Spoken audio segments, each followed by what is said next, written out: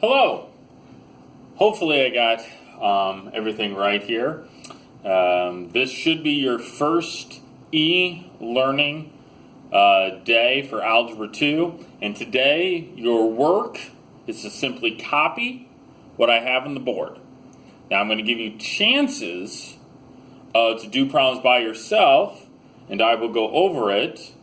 So you'll pause the video, try it. But today's work is simply watch the video, take notes, and then turn in your notes, and that'll be your work. So if you want to pause and try problem 1 and problem 2, then I will go over it. Here we go. So we talked about yesterday we call this a function. This is the f function. It's 4x plus 8. And problem 1 wants us to find f of -1. That means you plug in -1 for x. So 4, and instead of x, I put -1 plus 8. 4 times -1 is -4. Then I'm supposed to add 8. -4 plus 8 is +4. Let's get rid of this amazing joke. What do you call a rooster staring at a pile of lettuce? A chicken sees a salad. Haha. All right, moving on to one type of factoring, and that's called the greatest common factor. We first look at the numbers. What number can I take out of 5 and 15? I believe 5 goes into both of those, so I'm going to take a 5 out. And then I check to see is there any letters that I can take out. I believe they both have an x, but they both don't have 2 x's, so the only thing I can take out is 1 x. So that goes on the outside of my parentheses. And then it's division. I took out 5. There were 3 x's. I took 1 away. All I have left is x squared. Plus signs there. Put a plus here. 15 divided by 5 is 3. And no more x's. So there is factoring by taking out the greatest common factor. All right. New/old stuff. Here we go.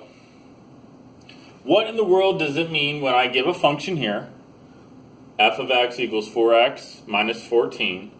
And what's the difference between f of 10 and f of x equals 10? I'm not going to do this first one. F of 10 means I plug in 10 for x. But this means that I set the equation equal to 10. So f of x equals 10. To solve for this, it is 10 equals this function. And then we solve for x. We add 14 to both sides. This side's 24 equals 4x. Divide both sides by 4. And x equals 6. For this, it means set the equation equal to 10. This means plug in 10 for x. All right, moving on. We are reviewing factoring. Hopefully you remember some of this from your algebra class or geometry class.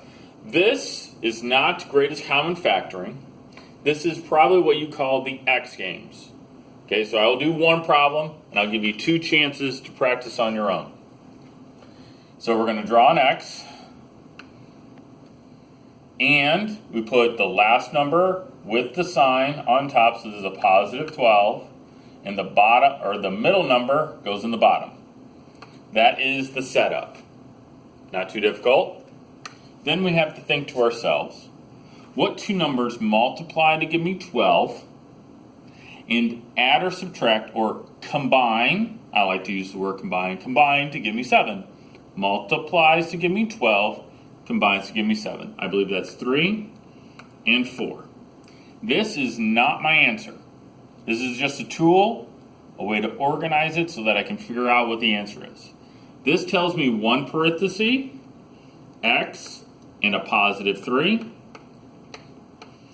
and x and a +4. So to factor it, it's x plus 3, x plus 4. Hopefully that looks at least a little bit familiar to you.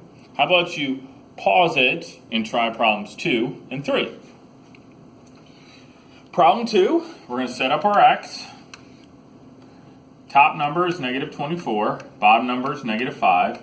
What two numbers multiply to give me negative 24 and combine to give me negative 5? That is negative 8 and positive 3, I believe.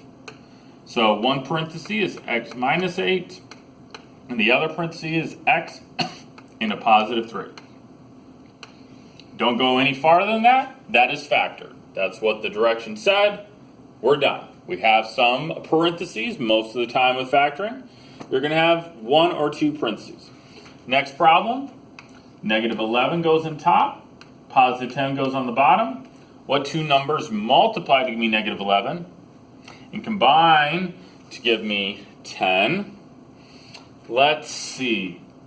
I think that's 11 and negative 1. 1 times 11 is negative 11, and 11 minus 1 is 10. So that's right. One parenthesis is x and a positive 11, and the other is x minus 1. So there's a nice review of X Games factoring. Let's see what else we have. We have some review of that, and then one more new type. So how about what do we want to do?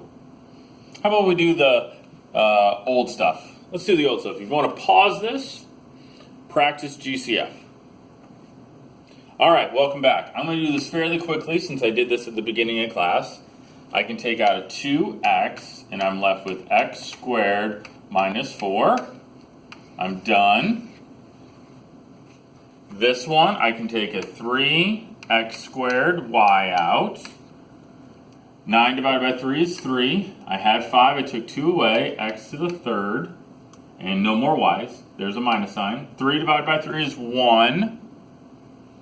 You can put a 1 there if you like. There was 4. I took away 1. I'm going to have 3 y's. And I already took out all the x's. So there it is. Another quick reminder of what GCF is and a quick practice problems. All right. One more type of factoring. We're going to do this type of factoring, a ton.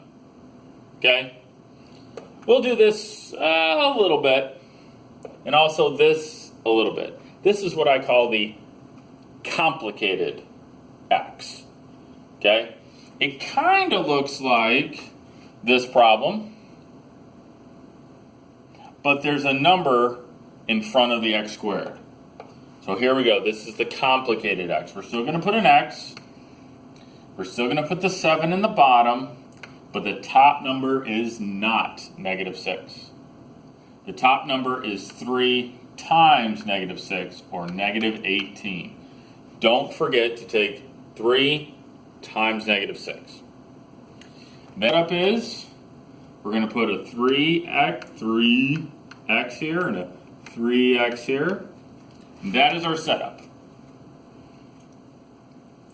What two numbers multiply to give me 18 and who combine to give me 7? I believe that's 9 and negative 2. Now, if I can divide or simplify a fraction, then I need to do it before I write my parentheses. Can I divide 9 and 3 by the same number? Yes, I can divide them both by 3. So I'm going to have a 1 there, and 9 divided by 3 is 3. So my parenthesis is x plus 3. Don't worry, we're going to practice this a lot when you're in class. Don't worry, we're going to review this when you come to class in person. This is why I just want you to try it, write the notes down. This one, I can't divide 2 and 3 by the same number. So I just write this down, 3x minus 2. That parenthesis, I can't do anything with. So there it is. That is the complicated x. And again, all I want you to do is take the notes. If you understand it, great. In class, we're going to do some more problems, but at least you've seen it, at least you've tried it before you come to class. Last problem. I want you to try to do this problem on your own. So pause it and go ahead. All right, here we go. Complicated x. 11 goes in the bottom. Easy peasy. I do not put a 5 here. Check to see. Did you put a 5 here? You didn't. Good job. 2 times 5 is 10. Make sure that you put a 2x here and a 2x here. That is the setup. If you got the setup correct, hey, you learned something. What two numbers multiply to give me 10 combined to give me 11? That's 10 and 1. This parenthesis is done. I cannot divide 1 and 2 by the same number. So, this parenthesis is 2x plus 1. But the other parenthesis, I can divide both of these by the same number. I believe I can divide them both by 2. Boom. That's a 5. So it's an x and a positive 5. Again, we will review all of this, but hopefully you've seen it a little bit. You took notes. Keep those notes. Next time you see me in person, turn them in, and that is your homework. I do have a joke for you, I think. You came from geometry, so I have 2 geometry jokes. The question on the test was, the solid figure below can best be described as Pac-Man. Funny, but I give that an F. But at least it's funny, so that's kind of, that's kind of good. This one, what's a 6-sided polygon known as? Not a stop sign. Not a stop sign. By the way, I believe that is a hexagon is the correct answer. All right, have a wonderful day. See you later.